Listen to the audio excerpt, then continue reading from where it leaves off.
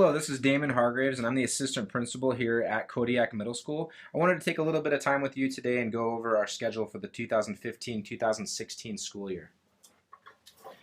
So this is a sample schedule, and you'll notice that in the black ink, these are our core classes, which we are offering this year. You'll also see that we have a 7-period day. So these kind of go together. This is kind of like our advisory class this year, but overall our big courses are still here, and we have a 7-period day just like we have this year.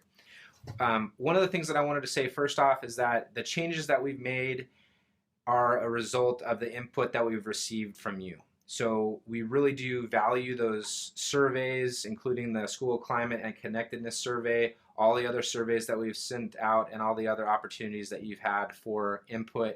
We value that and consider it when making big decisions about our school. This even includes those individual parent meetings that we have with you, whether it be just a parent coming in to talk with us, or whether it was for an IEP meeting or a gifted and talented meeting. All those sources of input have affected how and what we're doing and how we're prioritizing the changes in the new schedule.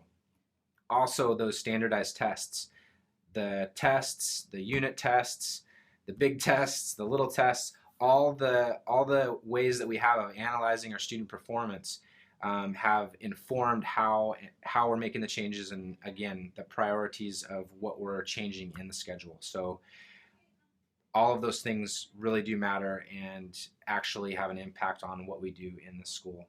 So this new schedule is going to offer more electives. That's one thing that we heard loud and clear from our students and parents, and from our teachers even, that we need to be offering more electives. This new schedule is going to offer 2 electives just built right into the schedule, and this is twice as many as we have this year. So this year most of our students only have 1 elective, and next year all students will have the opportunity to take 2 electives. We also want to make sure that we're offering those advanced classes. So advanced classes in English, language arts, math, and social studies possibly next year.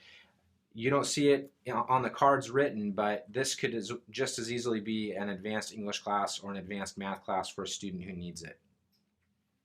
We also want to make sure that we're offering a full quarter of health for the 6th and 7th grades, and a full semester of health for 8th grade. That is the district adopted curriculum, so we will absolutely be doing that. More opportunities during the school day was requested for projects and interest-based classes, so that's going to be done during our enrichment tutorial. This tutorial time is a short 30-minute class during the day, and it can cycle every 2 weeks. So a course, a tutorial course, could just be a little short 2-week class. Now, the only real requirement for a tutorial, for an enrichment tutorial, is that it's highly engaging. So we're going to see a vast variety of tutorials offered, everything from bike repair to boat maintenance to cold weather survival to sewing. Lots and lots of things are going to be offered during this time. Now, something else that we've heard from our teachers and students is that we need to offer more opportunities for students to get help who need it. So this enrichment time, since it's a short 2-week class, this can also be just a time for extra help or extra time on whatever the student needs. So if there's a student who's having trouble in math and needs a little bit of extra help, they can get that during the day and then go back to an enrichment after just 2 weeks. So one example of this might be a student who is ill, or a student who was on vacation and missed a significant amount of school. They will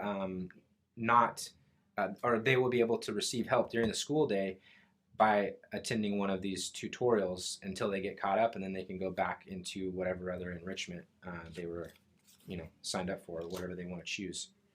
So also, we recognize that some students have missed large sections of content, need an additional amount of help, and it's going to be an ongoing level of help, at least a quarter, maybe even a whole year of extra help. So they're really struggling in our math class, and they have holes in their knowledge about math that need to be filled before they're going to be successful. We have a class called Foundations, which is going to help them with that. So there is a place in between that we're calling WIN time, and WIN stands for whatever I need. So whatever the student needs can happen during that time. You can also think of this as like a study hall time. So maybe they're in advanced math and they're just rocking the advanced math, but man, it sure takes a lot of time and they need a little bit of extra support or a little bit of extra time in the day to be successful in that advanced math class. So we recognize that that may happen, and we want to offer WIN time during the day that they could sign up together with an advanced math class and get that extra support and extra time. Also during WIN time, since it's whatever I need, whatever the student needs, we can also offer study skills, organization skills during that time to help students get whatever they need and be successful at it. So this is our new schedule in a nutshell. There may be additional elements that need to be explained further. You probably have questions, and we invite you to schedule an appointment with the school, or come talk with myself or Mr. Jones to get further clarification. The phone number for the school is 481-2200, and we'd appreciate time to explain this further if you need it. So feel free to call in and schedule an appointment with us.